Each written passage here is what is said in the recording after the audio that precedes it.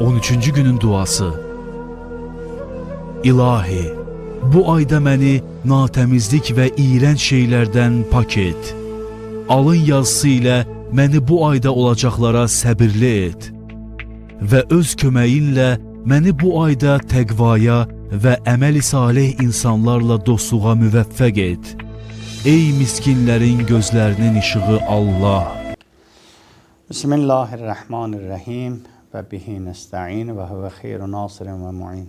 Əziz və dəyərli mömin, müsəlman, bacı və qardaşlar, sizi mübarək Ramazan ayının münasibəti ilə səmim qəlbdən təbrik edir və bu ayda bütün ibadət itaətlərinizi Allah dərgahında qəbul olunmasını diləyirəm. Və qeyd elədiyim kimi Allahın rəhmət, məğfirət, bərəkət ayı olan Ramazan ayındayıq. Bu ayın rəhməti, bərəkəti barəsində Peyğəmbər Xudanın Şaban ayının son cüməsindəki Şabaniyə xütbəsində çox dolğun şəkildə qeyd olunur. Və Peyğəmbər Xuda buyurdu, Əyyühənnas, ey insanlar, ey cəmaat, Allah ayı öz bərəkət, rəhmət və məğfirəti ilə sizə üz tutmuşdur. Bu ay Allah yanında ayların ən üstünüdür. Bu ayın günləri digər ayın günlərindən daha fəzilətlidir. Bu ayın saatləri digər ayların saatlarından daha fəzilətli və üstündür. Bu ayda sizin nəfəsləriniz zikir. İnsan ki, nəfəs alıb verir, Allah onun üçün zikir yazır. Sizin yuxunuz ibadətdir. Yatmısan, ibadətdir. İnsan ibadət halında olur. Sübh azanından ta axşam azanınacan insan ibadət halında olduğu üçün ta insan günah eləməyib, onun o günü ibadət sayılır onun üçün və eyni zamanda da yatmağı.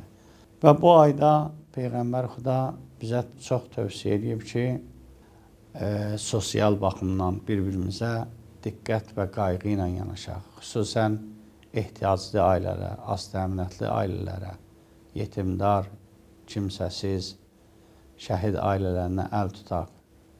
Yardımlaşma ayıdır, müvasat ayıdır. Və bu ayda böyüklərə hörmət eləyək, kiçiklərə mərhəmət eləyək, qayğı ilə yanaşaq. Və bu ayın fəzilətindən biri də budur ki, Allah bu ayda Qədir gecəsi qərar verib. Peyğəmbər Xudaya Meyracda Allahla görüşən zaman Peyğəmbər Xuda gilayə elədi, dedi ilahi pərvərdigara. Başqa ümmətlərə uzun ömür inayət eləmsən, amma mənim ümmətimə başı ayağı 60-70 il ömür inayət eləmsən. O birisi ümmətlər 1000 il, 1500 il Allah yolunda ibadət edib, çalışıb, vuruşub, Allahın razılığını qazanmaq üçün yaşayıblar. Amma mənim ümmətim yaşı 60, 70, 80 ildir. Cavabında Allah təbarək və teala buyurdu, Ya Muhammed sallallahu aleyhi və səlləm, narahat olma, əvəzində sənin ümmətvə bir neçə imtiyazlar vermişəm. Onlardan biri də budur ki, mən sənin ümmətvə Qədir gecəsini müəyyən eləmişəm. O birisi ümmətlər, o birisi Peyğəmbərin ümmətlərində Qədir gecəsi müəyyən deyildi. Bir il oyaq qalardılar gecələri ki, Qədir gecəsini dərk eləsinlər. Amma sənin ümmətvə bu gecəni müəyyən elədim. İndi hərçəndir ki, biz 3 gecə bu Qədir gecəsini qeyd edirik və o 3 gecədən biridir. Çox ehtimal ki, məsəl üçün 23-cü gecə olsun və yaxud 21-ci gecə deyirlər, 19-cu gecə deyirlər, bəzi rəvayətlərdə 27-ci gecədir.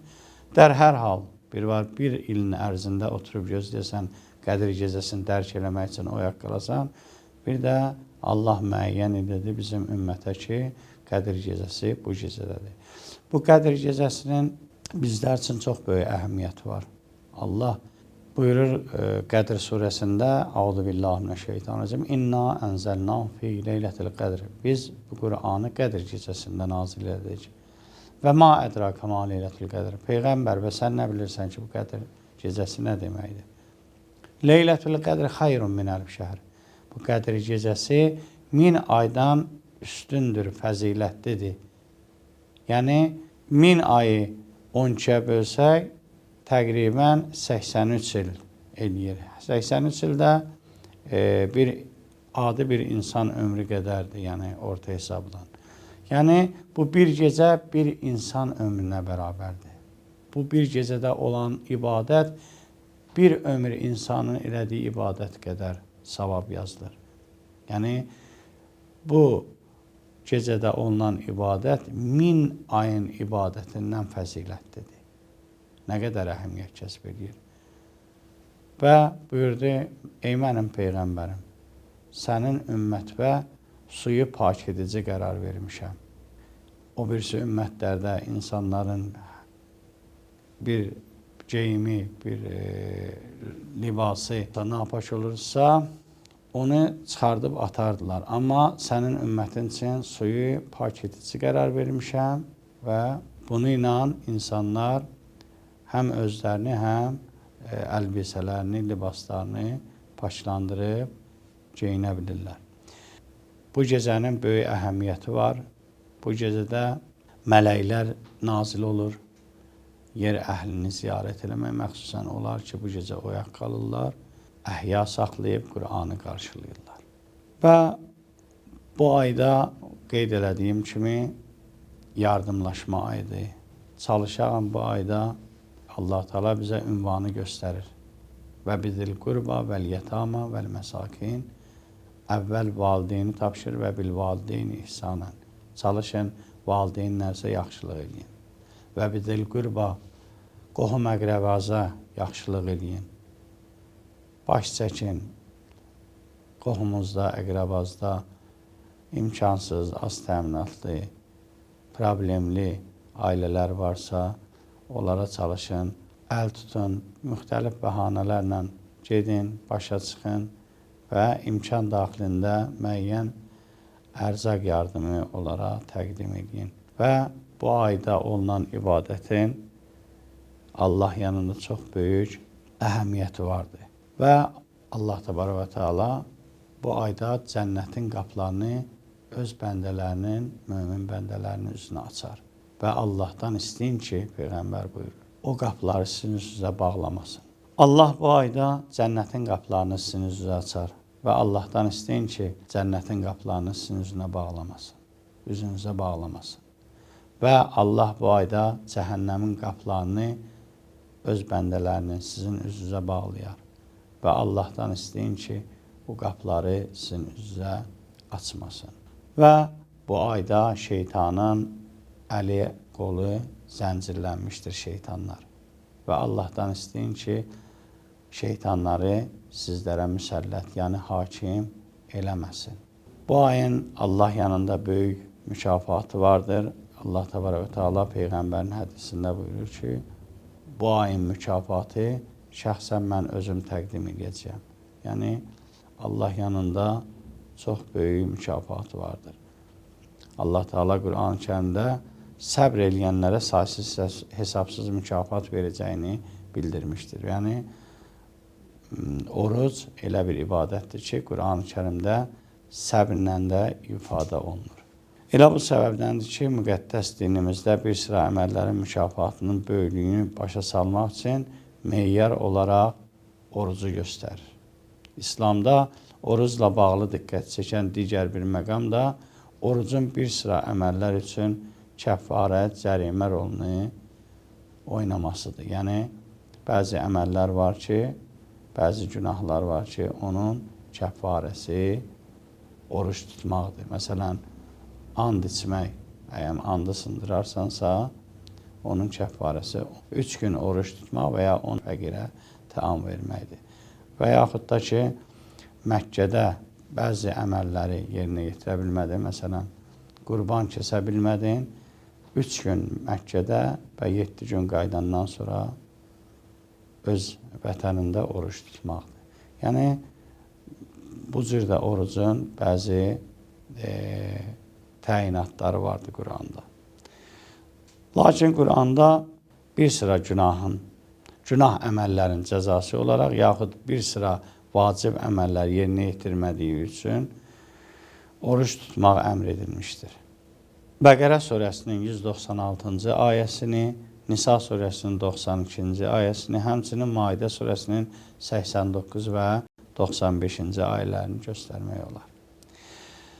Və oruc tutmaq, oruc ibadəti yeganə ibadətdir ki, onda heç bir riya yoxdur. Yəni, bunda heç bir göstərməli əməl yoxdur. O birisi ibadətlərdə nəsə göstərməli bir şey varsa, məsəl üçün namazda rükû, səcdə, qunut və s. ibadət ritualları varsa, bu orucda göstərməli bir şey yoxdur. Əksinə, orucda eləməmək tapşırılır. Yemə, içmə və s. o şeylər ki, orucu batil eləyir, sübh azanından ta axşam azanınacan onlardan çəkinmək lazımdır. Ona görə bu yeganə ibadətdir ki, bunda heç bir riya, yəni göstərməli bir şey yoxdur. Ona görə orucun Allah yanında oruc ibadətinin xüsusi məqamı vardır. Və oruç tutanların mükafatını Allah təbarək və təala odur ki, buyurur, mən özüm təqdim edəcəyəm. Allah inşallah bizləri bu ayın feyzindən binəsib eləməsin və bu ayda elədiyimiz ibadətləri, itaətləri öz dərgahında özünə layiqli şəkildə bizlərdən qəbul eləsin. Və bu ayda elədiyimiz duaları, tutduğumuz orucları, qıldığımız namazları öz dərgahında özünə layiqli şəkildə bizlərdən qəbul eləsin. Allah bu ayda bizim keşkimizdə duran əsgər balalarımızı, ordumuzu salamat eləsin. Allah şəhidlərimizin ruhunu qəriq rəhmət eləsin. Allah yaralılarımıza, qazilərimizə, cəmiən xəstələrimizə də şifa-i acil inayət eləsin inşallah. Vəssalamu aleykum və rəhmətullahi və bərəkatuhu.